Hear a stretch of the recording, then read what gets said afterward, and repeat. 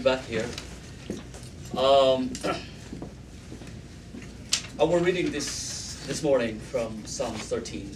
I chose this because this basically reflects, the reality of many of our pastors in the Philippines, and I think I'm gonna use this morning reflection to be the voice of many of my colleagues and friends in the Philippines, particularly ministers of the United Church of Christ in the Philippines.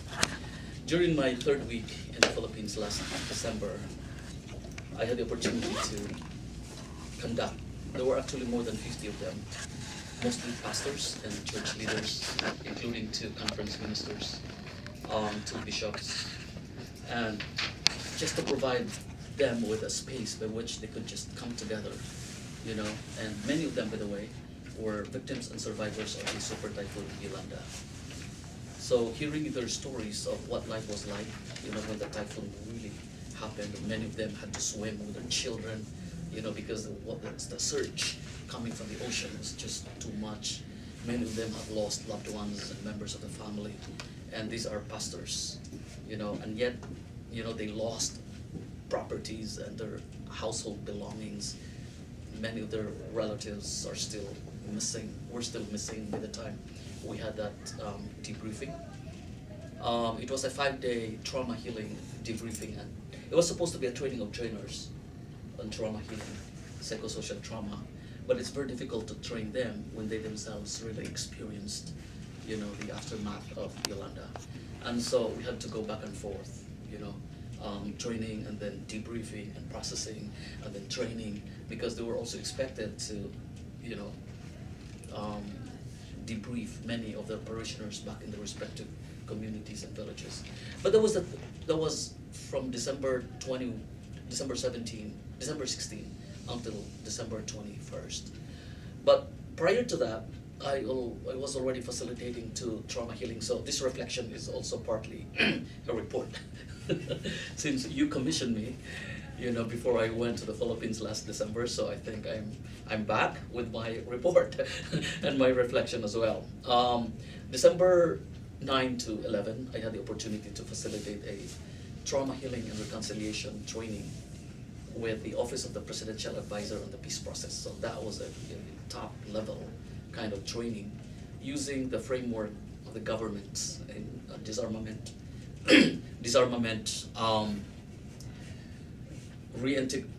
demobilization, disarmament, and reintegration. That was the framework by which the healing and reconciliation theme was approached. And the participants were the top-ranking leaders of the country, representing the Department of Justice, the Commission on Human Rights, Department of Health, Armed Forces of the Philippines, Department of Interior and Local Government, and from the Department of Education. So to me, it was a privilege to be facilitating that kind of activity. And then after that, just 1-day interval, another training on trauma, psychosocial trauma, and reconciliation with several directors of different non-government organizations that were in the process of developing a program on psychosocial trauma. And so I had the opportunity again to do that. It was held in Manila at the Asian Institute of Management. And then after that, on the 16th, I flew down to Central Philippines and went to Leyte. That was one of the hardly hit provinces in the country. And that's when I had the opportunity to facilitate with some of my co-facilitators and colleagues from Silliman University. More than 50 participants, and mostly they were pastors and church leaders. And it was the first time for them to have that kind of coming together, just a public space by which they could just pour out their pain, their suffering, and especially their dilemmas. They call these theological dilemmas.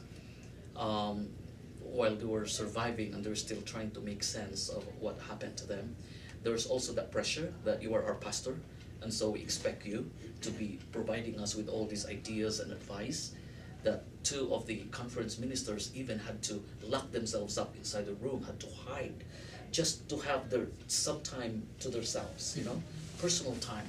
And then members from the community would really knock on their door in their house and said, "Why are you hiding there? You know, your community needs you, your people need you. It was just extremely, really difficult. I mean, where would the pastors go to have that personal time, you know, when they were also expected to be out there in the community? So that trauma healing, psychosocial trauma and healing training of trainers and debriefing was a great time for them, just to come together and share their stories. This morning I was, and of course, you know, I was inspired to focus our reflection on the reading from Psalm 13, because I think this is one of the psalms that best reflects many of our church workers in the Philippines are going through, especially those from directly hit provinces and communities. The churches were totally wiped out, and so while, you know, outsiders keep on telling them, but you know, the church, we are, you know, the people are the church, the people, that's true, but you gotta really, you know, avoid feeling, you know, the pain that the church that you have been working on for several years has now just been totally wiped out. It was also a difficult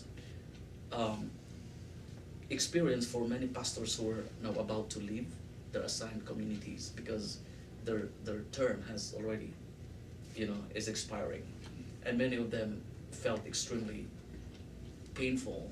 It was very difficult for them to leave their parishes in ruins, you know, after working for 6 years, 8 years, you know, really investing so much of their resources, their time, all their trainings, and then when they leave, that's the state of their church community.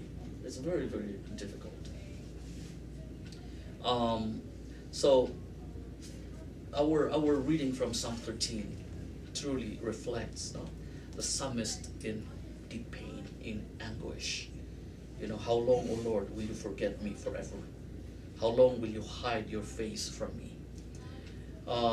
This basically resonates what many of the participants that I had a chance to work with shared. And our reflection this morning is entitled Theological Dilemmas many of our church workers and pastors in the United Church of Christ in the Philippines are facing even until today. I think it's not more of the question of the being of God. It's really more of how we articulate, you know, how we talk about God given what has happened. No?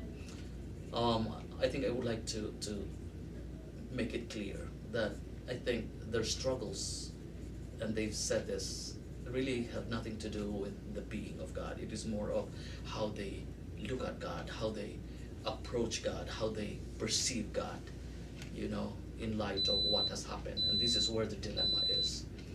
So I think one of our foods there is ready to eat. Somebody's crock pot. Oh yeah, probably okay.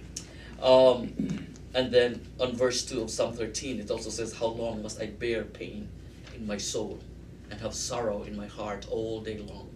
How long shall my enemy be exalted over me? The book of Psalms is one of the Psalms that make, you know, is one of the books in the Bible that, you know, would usually make people feel uncomfortable because of its rawness. The psalmist doesn't care what you think about me, how you think about me, you know, how you're gonna treat me because of all these questions I have about God and really questioning the existence of God. It's not, you know, what, I don't care what you think about me. It's really more about me expressing myself. It's like having some theological catharsis. You know, this is more about me. This is my pain right now. This is my suffering right now. And so I don't care how you're gonna perceive me. I just wanna really articulate and conceptualize how I feel about God. You know, how I perceive God to be, given what I have gone through. And many church workers in the Philippines are really going through this right now. And this morning I would like to share with you some of the questions and theological dilemmas. You know, it was very tempting. This is just one of the aspects of our trauma healing work that I would like to share with you in the in the coming weeks, I'll be sharing with you as well what healing means for them. But for now, I would just like to focus on their dilemmas. Many of them said that their faith has been shaken by what happened. Many of them couldn't reconcile what they used to believe in to what has happened. Typhoon is very common in the Philippines.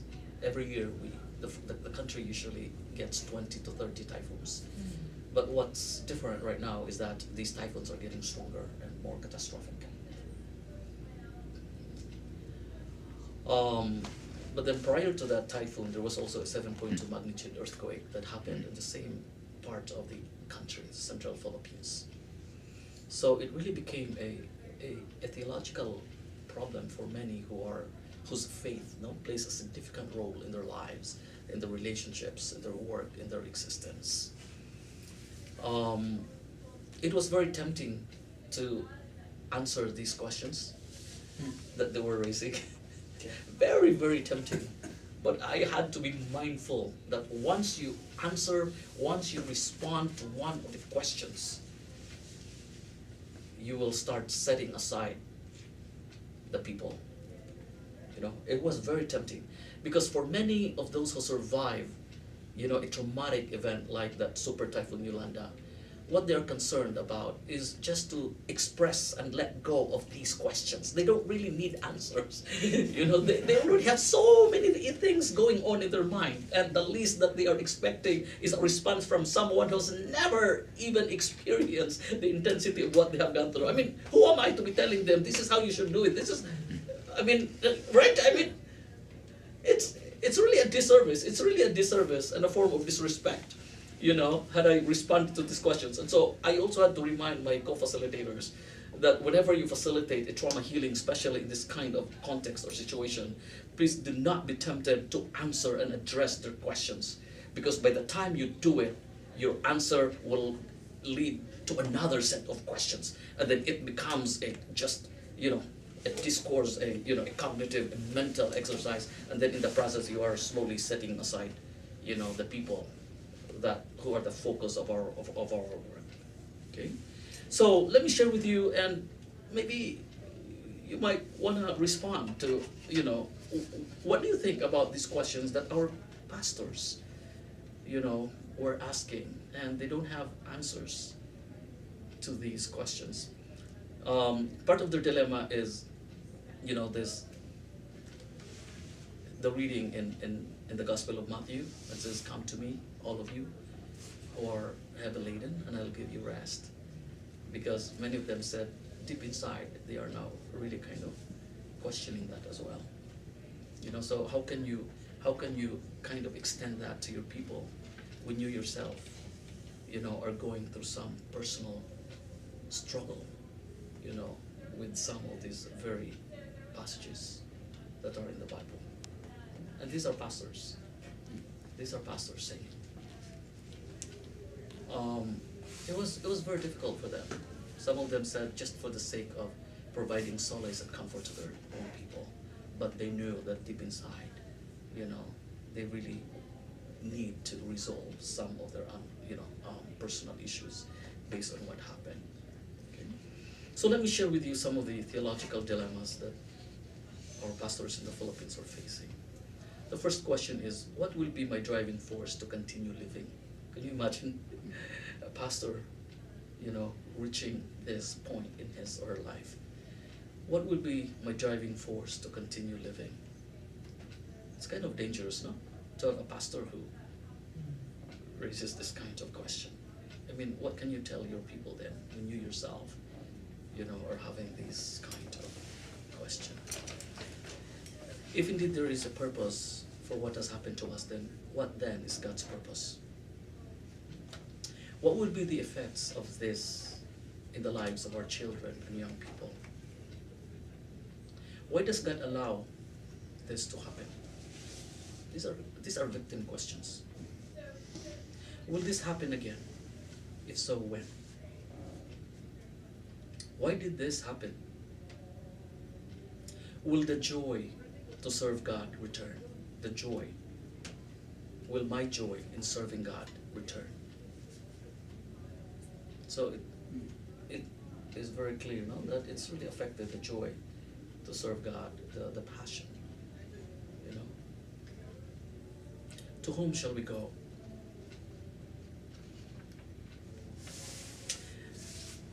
What do we think is the theological implication of these typhoon in the lives of our people, of our churches?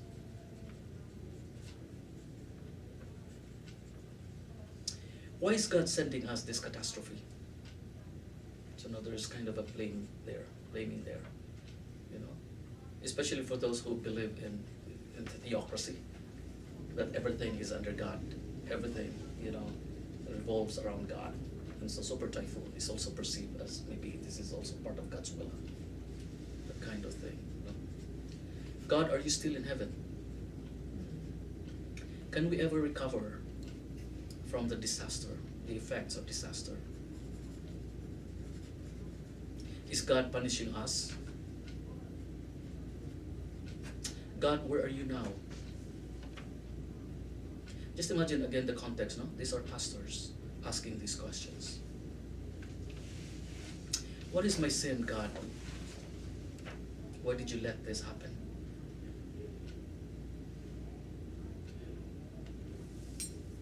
How do we start anew? Is this a wake-up call for us? Just what do we do in order to understand and comprehend the situation? God, where were you when that super typhoon hit our community? God, do you really exist? How do I preach the gospel of Jesus as the life and resurrection when my people and my family are literally dying because of the disaster? How do I preach the gospel of Jesus as the bread of life when the community that I'm happen to be a part of has lost everything, including their sources of income or means of livelihood? How do we make sense of these questions? I view them as fear. It's the question isn't really question, it's an expression of fear. I'm afraid that this is really what's happening, or that this is what will happen, and I can't do whatever it is, and I can't respond. You know, feeling overwhelmed.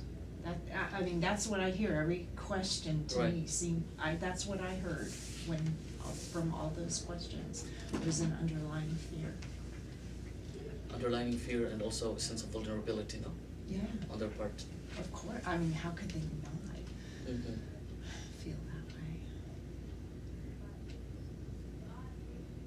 way? Another response. How do we make sense of these questions? George? Somebody asked Elie Wiesel one time, how can you still believe in God after having lived through the Holocaust?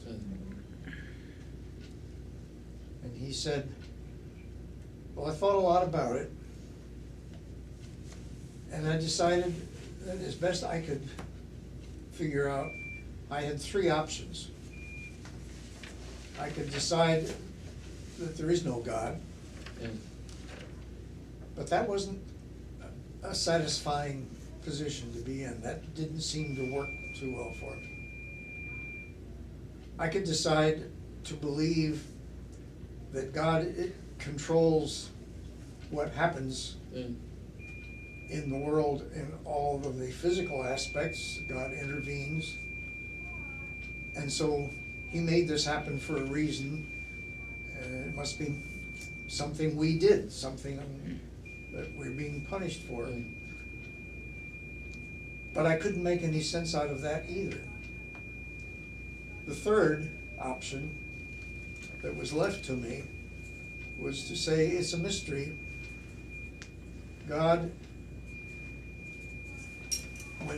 When evil happens, God grieves.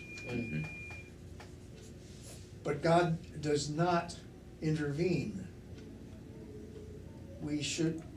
Our belief in an interventionist God is simply wrong. God does intervene, but he intervenes through us, and he will help Yeah. if we are open to it, but it's up to us to fix the problem. Sometime later, I had occasion to listen to Bishop Tudu, who was visiting here, say the exact same thing down at the Alexandria Seminary. And then he leans over the pulpit and he looks at all of us sitting there and said, just think of it. God depends on you. So, yes, God will help us, but we have to do the work.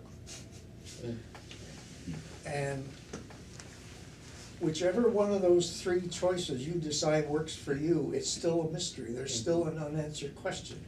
If God is an interventionist God, why did he not intervene? If God doesn't exist, why do so many people feel as though he does?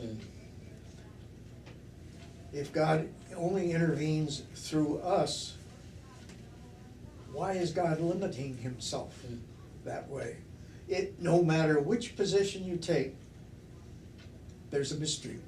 So pick the one The that best. focuses on fixing the Best to problem Yeah, okay, okay. and draw strength from prayer Mhm. and community working together to go out and try to deal with our problems, whatever they are, and make the world better for human beings. But don't doubt the existence of God, and don't blame God or look for a reason for God not doing something that isn't the way God works. I've never forgotten it. It changed my whole theology, and it's been a position that helps me with all of these problems. The refugee camps in the Middle East, the starvation in other areas of the world, typhoons, earthquakes, tsunamis, human evil, shootings in the slums, all of these problems seem to work better if I think of it that way. Yeah. Thank you, thank you. Anybody? Yes? Can I, I'm sorry. Sure, sure.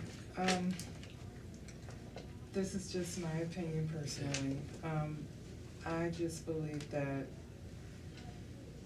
events and life-changing events happen sometimes to strengthen our faith in God.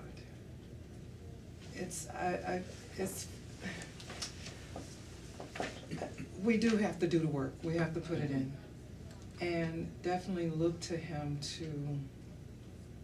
to just be there.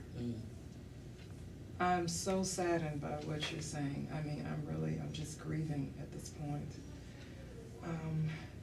But I believe that if everything was beautiful and rosy and we had no cares in the world, how will we see God and the glory of God after the storm passes? How will we be able to do that? My bishop shared something with us years ago when he said, God will show you the beginning and he will show you the end. But this part here in the middle, he will not show you. Why? Because if you saw what you had to go through in order to get to where he has purposed and planned for you to be, you wouldn't even go through it because you are going to go through a lot. So my heart, it goes out to them, and definitely Thank you. my prayers. Thank you, thank you, thank you for this very thoughtful response. No? These questions, by the way, these are not isolated questions. No? These are the very same questions that many people and communities who have gone through so much in life, even in personal. Perhaps many of us can also identify, some of us here can also identify some of these questions. You know, at a time when, you know, we feel like the world is against us, as just us and, against the world. Sometimes questions like this really just kind of, come out and showing our vulnerability, our humanness. And I think this is also the time by which the presence of God is contrasted by our humanness. The United Church of Christ in the Philippines through the Christian Education Desk is also taking advantage of these questions in terms of coming up with Sunday school and Bible study materials and guides. Because these are questions that really come from the grassroots, from our church workers, from our church leaders, from our pastors. The great thing about this is that in light to what you have said, the moment I ask that question, of course, towards the end of our healing training, the moment I ask that question, how come you're still here? What enabled you to survive? That actually changed the dynamics and the perspective. Many of them still resonates to the verses 5 and 6, in the book of Psalms chapter 13. But I trusted in your steadfast love. It was really, you could really feel it, that deep down somewhere beyond these questions still lies their deepest faith in God. There's still that. Well, many of them are having difficulty comprehending that and making sense of it, but many of them knew, and they wanted to affirm that they still have that steadfast faith in God. They still have that. But at that moment, these questions just kind of overwhelmed them, and many of them really still couldn't comprehend, and they're still in the process of making sense of this. So I think providing people with this space by which they could just come together and just express themselves out, I think is healing. These questions to me are part of anybody's spiritual journey. I think these are part of a spiritual journey. At one point in our lives, we need to confront ourselves with these questions, given what we have gone through. While others are still in the stage of denial, many pastors, even some of them acknowledge that they just don't want to address these questions. They just still want to believe that, it's like God is still there, but in terms of just feeling like, being optimistic and being positive about everything, they do acknowledge that maybe it hasn't sunk in yet, the intensity of what has happened, and they knew that at some point they will have to wrestle with these questions and make sense of that. And I think we are right now. In our spiritual journey, it is by confronting ourselves with these questions when we feel God really at work in our lives, in and through people who care. So this is also a moment for people from all over the world to live out their faith and extend their faith, live it out, exemplify our faith to those who may have felt like their faith has been shaken. Personally, I do believe that God continues to work in the lives of our people. But as to what God's purpose is, I too am in the process of still discerning. I might not have an answer to that, but there's got to be something, and I hope there's still good that comes out from the super typhoon Yolanda. It's very difficult to say that, and I couldn't say that right in front of those who lost almost everything, including loved ones, that there's good that comes out, that will come out of that. I think that's a very insensitive response anybody could make, So what we could do at that point was to extend to them a listening presence, and struggle with them as well, with our vulnerability and just having no specific response to some of these questions. Okay? So I hope that our reflection this morning, has somehow kind of enriched our maybe faith and trust in God, and also in our sense of vulnerability, that sometimes it is in our brokenness that we are made strong. But it will come later in some cases. Amen. Amen.